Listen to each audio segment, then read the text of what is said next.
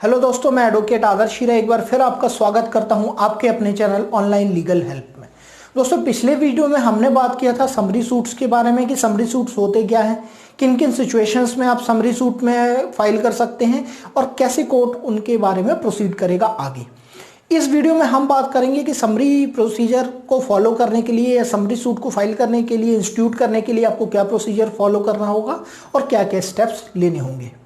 सबसे पहले हम बात करते हैं कि रूल 37 ऑर्डर 37 रूल 2 में बताया गया है कि डिफेंडेंट को वहां पर अपीयर होना होगा विद इन 10 डेज में समन जैसे ही सर्व होता है।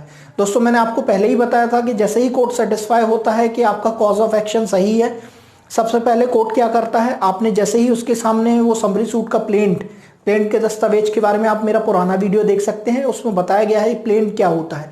जैसे ही आप प्लेंट वहां पर प्रेजेंट करेंगे तो कोर्ट सबसे पहले आपके कॉज ऑफ एक्शन को वेरीफाई करेगा। मान लीजिए आपके पास एक एग्रीमेंट है और उसमें कुछ अमाउंट है जो आपको वापस नहीं मिला है, उस जमीन जो है, प्रॉपर्टी जिसके बारे में आप एग्रीमेंट किया हुआ था वो किसी और को सेल हो चुकी है, जिसका प्रूफ भी आपके पास है और आप वो पैसा वापस चाहते हैं। तो सबसे पहले कोर्ट वेरीफाई करेगा आपके उस सूट को, आपके उस एग्रीमेंट को वेरीफाई करेगा और आपकी एफिडेविट को वेरीफाई करेगा जो आपकी उसके साथ लगा हुआ है। जैसे ही इन चीज़ों को वो वेरीफाई करता है, 10 डेज का टाइम देता है कि वो समन इशू करे। 10 डेज के अंदर ही जो डिफेंडेंट होता है या प्रतिवादी होता है दोस्तों, उसको वहां पर कोर्ट में अपीयर होना होता है। 10 डेज के अंदर ही उसको वहां पर अप्लाई करना होगा अगर वो अपना कोई डिफेंस स्टैब्लिश करना चाहता है। जी हाँ दोस्तों, मैंने पहले भी आपको बताया था कि यहाँ पर जनरली डिफेंस का राइट नहीं मिलता है डिफेंडेंट को। अगर उसको डिफेंस का राइट चाहिए है तो उसको कोर्ट के सामने अपीयर होना होगा और अपीयर होने के बाद वहां पर उसको कोर्ट में डिमांड करनी होगी कि वो चाहता है कि उसको डिफेंस करना है और डिफेंस के लिए अपना एफिडेविट देना चाहता है दोस्तों। तो दोस्तों, ये हो गया प्रोसीजर डिफेंस के बारे में कि अगर डिफेंस स्टैब्लिश करना चाहता है। दोस्तों, अगर वो 10 डेज के अंदर पाया जाता है कि वो वहां पर अपना कोई भी डिफेंस नहीं करना चाहता या वहां पर अपीयर ही नहीं होता है या कोई एप्लीकेशन भी नहीं देता है दोस्तों डिफेंस करने के लिए, तो फिर अगले 10 डेज का टाइम दिया जाएगा, वो जजमेंट के लिए टाइम दिया जाता है दोस्तों। जी हाँ दोस्तों, इसमें डायरेक्ट जजमेंट होता है, फिर वहां पर किसी भी तरह के स्टेटमेंट रिकॉर्ड करने की जरूरत नहीं होती है, क्योंकि जो प्रतिवादी है जिसको आप डिफेंडेंट कह रहे हैं वो वहां पर अपीयर ही नहीं हुआ है। इसका मतलब वो आपके कॉज को एक्सेप्ट कर रहा है और उसने वो अमाउंट जो है उस एग्रीमेंट पे है आपसे लिया हुआ है, तो यहां पर आप फ्री हैं। 10 डेज के बाद आपको जजमेंट मिल जाएगा। जजमेंट में आपका अमाउंट मेंशन होगा जो आपको वापस लेना है, विथ इंटरेस्ट भी हो सकता है, विदाउट इंटरेस्ट भी हो सकता है और बिना किसी डिफेंस के ये आपका केस जो है डिसाइड हो जाएगा।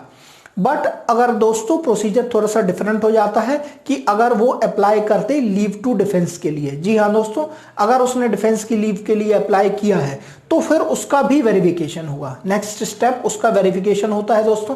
जैसा कि आपके सिविल सूट का वेरिफिकेशन हुआ था, आपने जो दावा किया था उसके बारे में, मान लीजिए आपने एक एग्रीमेंट के बारे में दावा किया था, तो कोर्ट ओरिजिनल एग्रीमेंट देखेगा, आपके पेपर्स देखेगा, विटनेसेस को देखेगा और उसके बाद देगा। उसी तरह से जो अगर डिफेंस में कोई चीज प्रोड्यूस होती है तो उसकी भी जांच पड़ताल कोर्ट करता है और अगर जांच पड़ताल करने के बाद कोर्ट को लगता है कि वो जेन्युइन डॉक्यूमेंट्स है और आप झूठ बोल रहे हैं, तो फिर उसके बाद उसको डिफेंस का मौका देना बहुत ही जरूरी हो जाता है।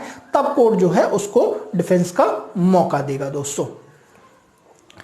इसके बाद दोस्तों हम बात करते हैं कि अगर डिफेंस का मौका वहां पर दे दिया गया है तब क्या होगा। जी हाँ दोस्तों, अगर डिफेंस का मौका दिया जा रहा है तो 10 डेज का टाइम जो मैंने आपको बताया था, जब उसकी नॉन अपीयरेंस में 10 डेज में जजमेंट हो जाता था, वो जजमेंट का टाइम पीरियड अब यहां पर कट जाएगा और वो जजमेंट होने की बजाय अब यहां पर जो चीज होगी वो होगा स्टेटमेंट्स। जी हाँ दोस्तों, क्योंकि दोनों चीजें कॉन्फ्लिक्ट में आ चुकी हैं। समरी प्रोसीजर फॉलो हो रहा है बट यहां पर दोनों ही कॉन्फ्लिक्ट में आ गए हैं। दोनों के अपने अपने वर्जन है, दोनों के अपने अपने स्टोरीज हैं जो कोर्ट के सामने हैं। तो अगर इन चीजों से कोर्ट को बाहर आना है तो फिर कोर्ट जनरली ये होता है कि स्टेटमेंट रिकॉर्ड करता है। अब इसके बाद जो प्रोसीजर होता है उसके बाद आपको जजमेंट मिल पाता है, तो ये थोड़ा सा लेंदी प्रोसीजर हो जाता है। ठीक है दोस्तों, तो ये थी जानकारी दोस्तों कि आप समरी सूट कैसे फाइल करेंगे, इंस्टीट्यूट करने के बाद वहां पर क्या प्रोसीजर कोर्ट फॉलो करेगी दोस्तों अगर आपको ये जानकारी अच्छी लगी है तो इस वीडियो को लाइक जरूर कीजिए। अगर अभी तक आपने हमारे चैनल को सब्सक्राइब नहीं किया है तो सब्सक्राइब जरूर कीजिए। नीचे डिस्क्रिप्शन में हमारा लिंक दिया हुआ है जहां से आप कनेक्ट करके हमसे बात कर सकते हैं। और दोस्तों, अगर इस वीडियो के बारे में भी आप हमसे कोई बात करना चाहते हैं तो नीचे दिए गए लिंक में कनेक्ट करके हमसे बात जरूर कीजिए। आपका कीमती